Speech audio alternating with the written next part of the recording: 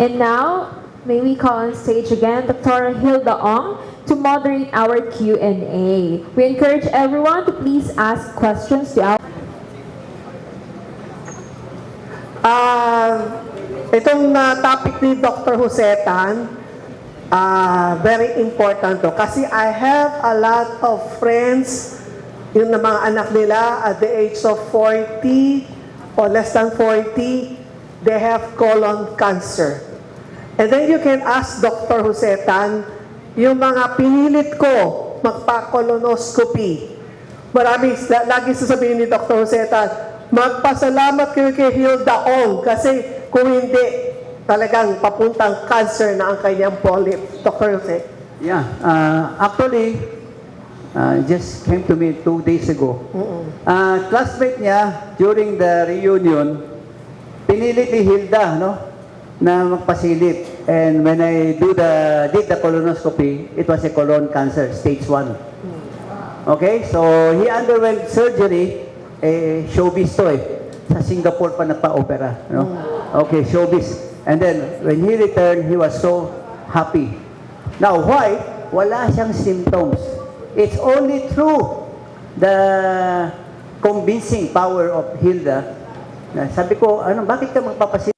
Kasi si Hilda, ang kulit Kaya, pinilit niya ako. No? But why did Hilda requested for it? Because of the close family friend nila came from Hong Kong, indigestion. Refer to me, suddenly, pina-CT scan ko, merong tumor. 43 years old. Okay? So, it was stage 3.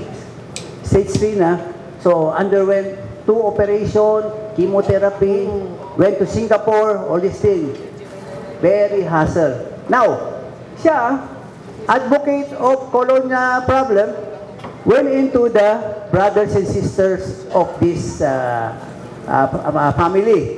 Yung kanyang classmate niya, yung kapatid, yung father. Yung mga pinsan niya, one of the cousin, sinilip ko, early cancer. Type yan, wala. So, gastrocolic yan. So, every time you after breakfast, you go to the toilet and you develop a good habit. No? Okay. Doktor, yung mga mahilig mag-fasting, yung sa DTM-chen, sa Black-TM-chen, let's skip meals. Sige, wipin ko Fasting, yung mga fasting na yan, good lang yan sa mga healthy. No?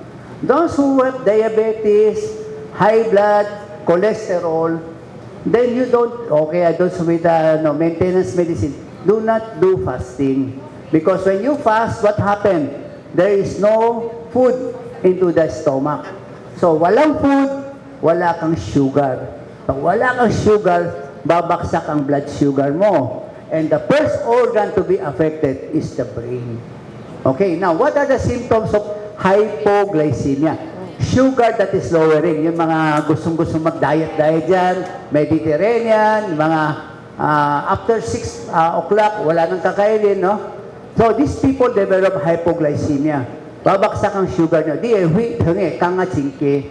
the sugar is very low, if the sugar is 60, you feel a tingling sensation. DHU, baba. How ka kay shock hahin, no?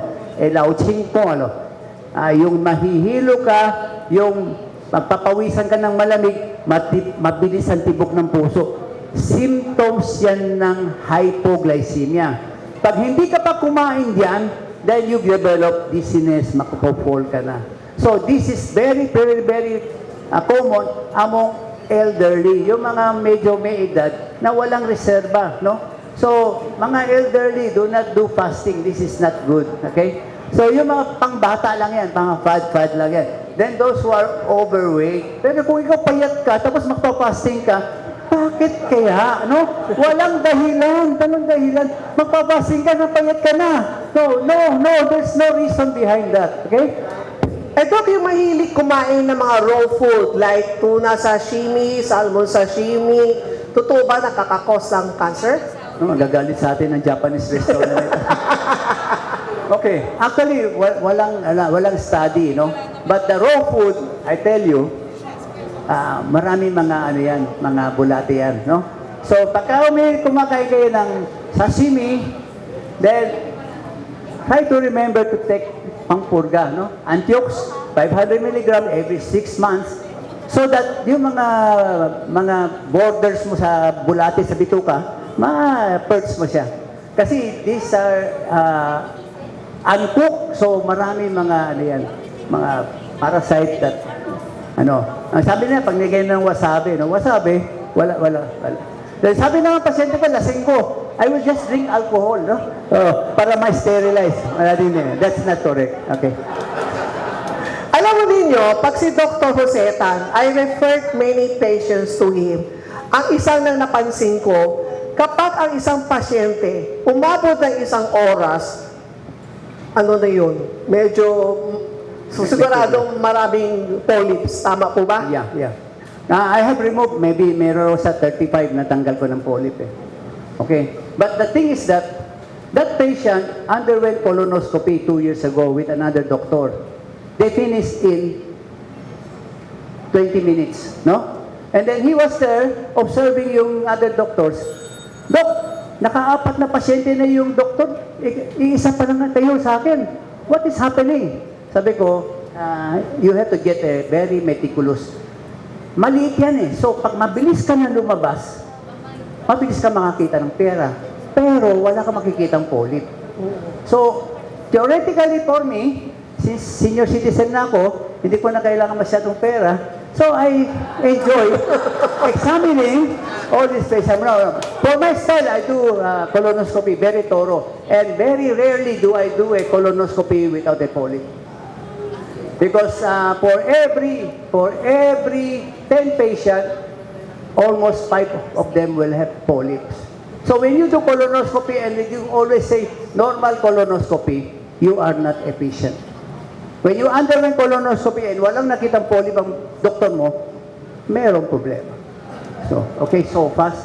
When you withdraw, minimum 8 minutes, but for me, I do it for 1 hour. Every single corner, tinitingnan ko yan. When you do it like this, wala kang makita. So you have to spend time. Risk, as long as you have no maintenance, no risk.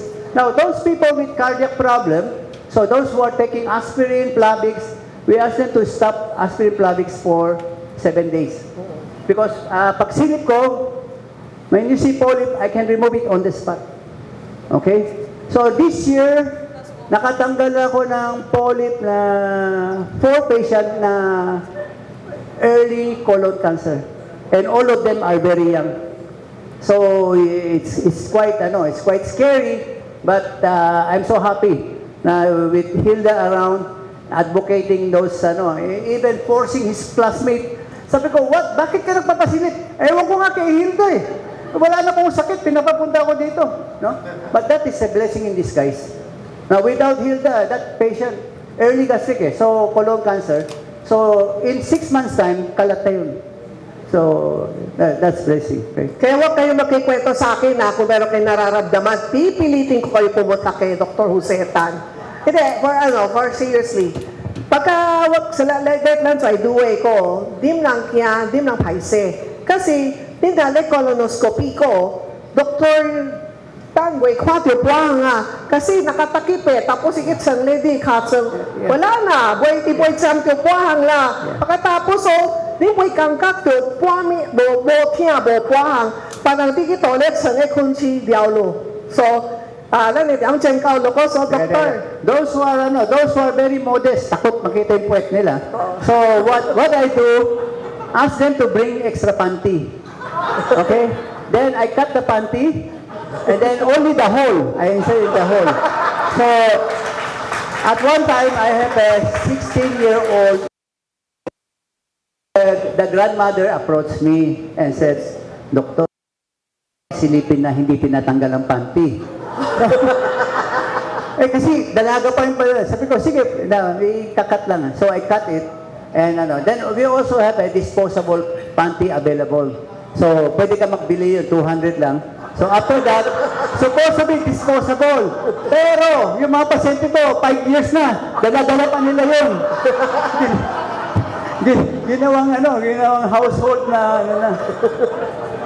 So, okay, that's all. 2点整到了。 Eileen Yang C, Dr. Timothy D, and Dr. Jose Tan. Our moderator, Dr. Rahil Daong, my beloved colleagues from the CFBCI, and all our participants in today. A pleasant good afternoon. As we formally close today's Health Awareness Forum, let us take a moment to appreciate the valuable insight we have gained on crucial topics of menopause and vaccination, angiogram, angioplasty and bypass, and early detection, prevention of colonic cancer. To our guest doctors from Chinese General, thank you very much for squeezing us into your ever busy schedule.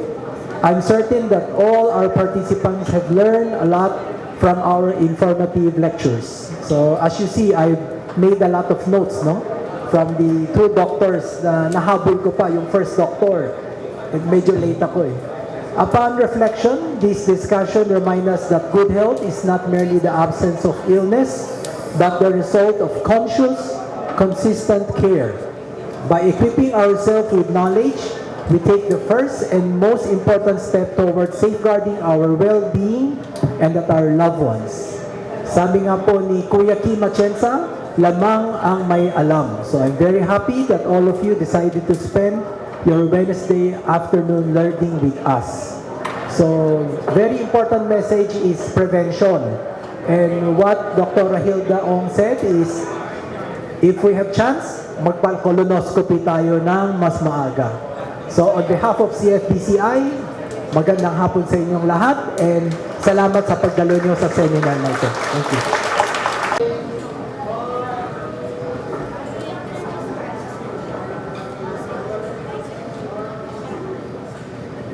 Round of applause to our third guest speaker, Dr. Jose Tan of Chinese General Hospital and Medical Center.